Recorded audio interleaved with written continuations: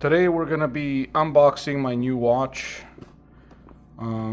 It's gonna be the SEIKO Alpinist GMT SPB377J, and this is what the box looks like. I always kind of check everything to see what it says. It's kind of hard to see here, but we basically have information on the box paper, obviously, cushion, cloth, linen, cotton, and cotton recycled polyester. You have some other stuff. Well, the box is made in China. Hopefully the watch isn't. This watch had really good reviews, and I really like the style, so we're gonna be opening it and you guys are gonna see exactly what we get and what it looks like. So first, it comes with a really nice gift bag. It's pretty good quality. The inside has very good finishing. It doesn't feel cheap. It's got really nice little handles. Feels really smooth and good quality also. The box itself has good weight to it. I don't have the specs for the watch, and I'm not going to bore you guys with it because it seems like that's what every single watch video on YouTube is, how heavy it is, lug to lug, case size and all that. I think you guys could find that elsewhere. I think I'm just focusing on how do you open it and identifying counterfeits potentially, so this would help in that sense. So I'm going to go ahead and set the phone in a way to where I can film. I'm not a professional YouTuber, but I do like watches, so this way you guys can get an idea. I just want to see what it looks like. Yep, that looks good. All right, so we're gonna begin. First thing, when you open it, you have matching numbers here. So you have the SPB377J. All right, smells new, looks new. Doesn't smell funky. So you have the box made in China again. That's China times 2. All right, we opened up the box.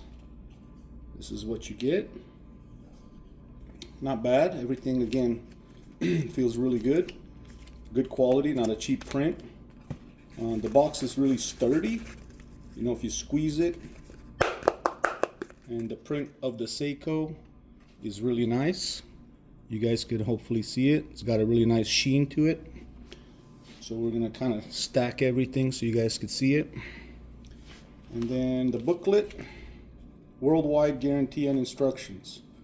All right, I bought this watch in Saudi Arabia, so it's gonna have Arabic writing on it, which is cool. Thank you for wearing this SEIKO. I haven't worn it yet, don't thank me. And all right, so we got some information with the card. It's the certificate of guarantee. Booklet comes with 36 pages with the card attached in the back. I'm gonna close this light so you guys can see a little bit better. Let's see what that looks like. Yep, that's better. Had too much backlighting there. So, all right, let's see what it says. Certificate of guarantee, SPB377J. And from what I read and what I've seen, it's pretty typical for them not to have a date of purchase and, you know, all the other information. But what's really cool is we do have a stamp here, and you may or may not get a stamp with your purchase. There's a lot of videos that talk about that. It's not that it's counterfeit or replica, if you will. If it doesn't have that, some sellers may or may not put their seal on it or their stamp. In this particular case, I would need a Google Translate because it's in Arabic. Let's see if I could show you guys. There you go. So that's pretty cool. I like watches to mean something. So when I buy a watch, it's kind of like for an occasion, and there is an occasion for this, but that's private to me. So comes with a really nice cloth, and that's to clean your watch with. Really good quality. Again, not bad. You can already tell that you're not getting into really flimsy, cheap crap because there's no lint anywhere. There's no debris. It doesn't smell like an old raggedy factory. All right, so first impressions. This watch is a lot smaller than I thought it was going to be. You know, you watch tons of videos. I mean, this, I'm going to compare it to my Garmin here. This is a Phoenix 7 Sapphire, and this is in the 40 plus case size. I believe 49, 48, it's pretty massive, but not extravagantly big, but you can just get an idea, okay, if you guys have smartwatches, what that watch looks like. We're gonna go and pull this out. You get a nice squishy pillow that it sits on. Again, very good material. You can tell this is not cheap. It's got almost memory foam inside of it. It's really, really nice. It's got a little pouch. So not bad. Again, smells really good. It doesn't have like a rundown factory smell. And we're going to begin with the watch. So let's see. I have to see what I'm showing you guys here. But there is the watch. Okay, it's got a really nice sapphire crystal. And you got the tags. Again, this string I would pay attention to. From what I've seen on other unboxing videos, if it's replica or counterfeit, you're gonna have kind of really cheesy strings attached that are not of good quality. If you tug on this, it's not ripping off. And the SEIKO label is also really, really good print and really good quality. A lot of times when these guys make copies of it, it's really substandard. One thing to pay attention to are the corners.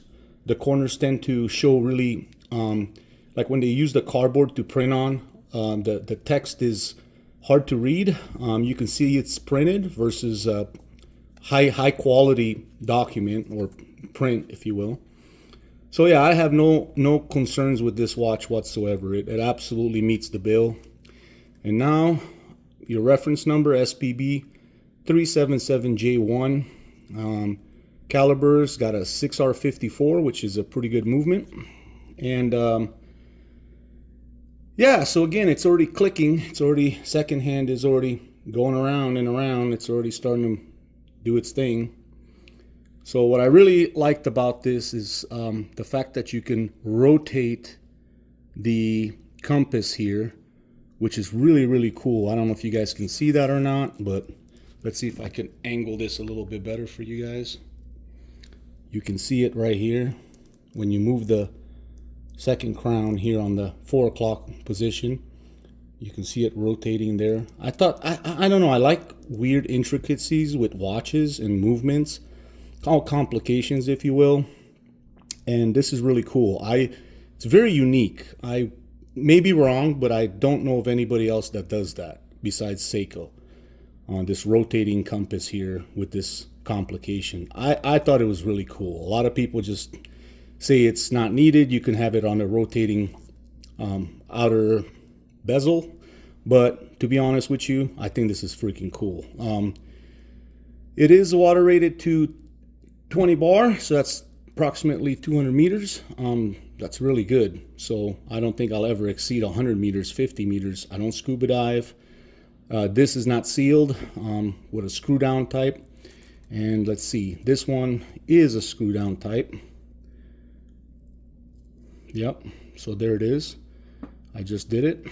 You guys can see it. I'm not an expert, all right? This is a honest review by an average SEIKO consumer, just so you guys are tracking, okay?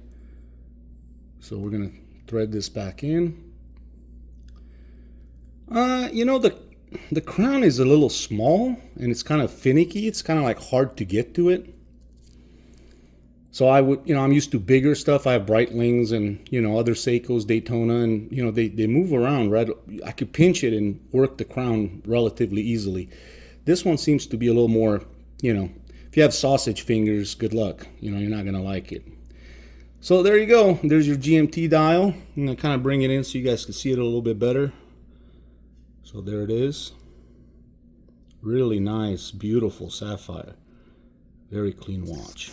We're going to kind of go round and around and show it to you guys slowly. I'm sure you guys have seen this watch already. If you're looking at this video, you guys already know what you're looking at, but, you know, pretty cool. So again, first impression for me, this is the first time I'm holding it in my hand. It is a very small watch. So, you know, I have a 7-inch wrist. I'm sure it's going to fit me fine. You can hear that leather. Leather seems very good quality. I'm sure there's going to have to be broken in. I may end up taking these off and saving them so they don't actually wear, and I might put a aftermarket strap band on it, something else. We'll see if I could find some rubber or something nice in a matching color, and I already put stains on it. Let's go ahead and wipe it. All right, so that's pretty much it. I'm not, you guys can watch tons of better videos, but just wanted to show you the realistic approach to an everyday consumer opening up the SEIKO GMT Alpinist, and I really like it. I was really turned on to the green Alpinist with the Cyclops, but I couldn't find one. I love the gold and I love what they did with it. But the blue, to be honest with you, I don't have any blue faced watches, so I said, you know what, let me try blue, and I really like it. It's again, smaller than I was expecting, but overall not bad. And it's got, it's got the little spruced up movement on the back, the self-winding on the back, and it's the see-through. This is not sapphire. It's, I think they called it hard flex or something, or hard flex, I believe. I don't know, I may be wrong. You guys don't judge me for it, but yeah, sapphire on the front, and the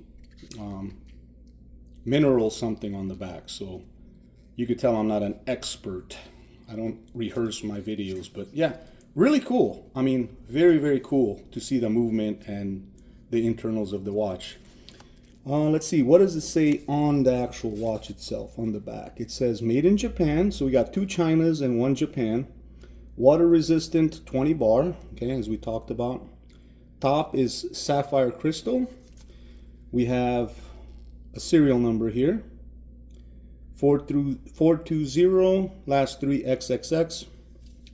I don't need to get into all that. You got stainless steel, 6R54-0080, and there's some fancy logos on there, and then that's it. So that's all you get. And then inside on the gold winder there, you have SEIKO, you have the movement again, 24 jewels, and you have Japan again. So really cool, and I really like the subtle details. Like, nobody's gonna really see SEIKO on the back of the band, but it's really cool that they took the time to put that there. That's I think it would have been cooler if they'd put it on the outside. I mean, if you're gonna want to display your brand, I don't think it would look tacky because it's embossed. That's just me. I don't mind seeing SEIKO here, like pressed in, kind of like the way you have it here. Like, what's the point of that? You're gonna put it there and you're never gonna see it. But anyway, and then on this other side it says there's inscriptions here. I'm trying to tell you guys what you should be looking for. It's a LOHE W20 calf. So obviously we got some calf leather here. So anyway, really cool. Hope you guys liked the video. Don't worry about subscribing. I'm not going to ask you to, because I don't really post too many videos. I don't care if you do or you don't. And I really don't care if you like it or you don't. I'm not going to ask for your likes. It's just an honest review. Thanks, guys.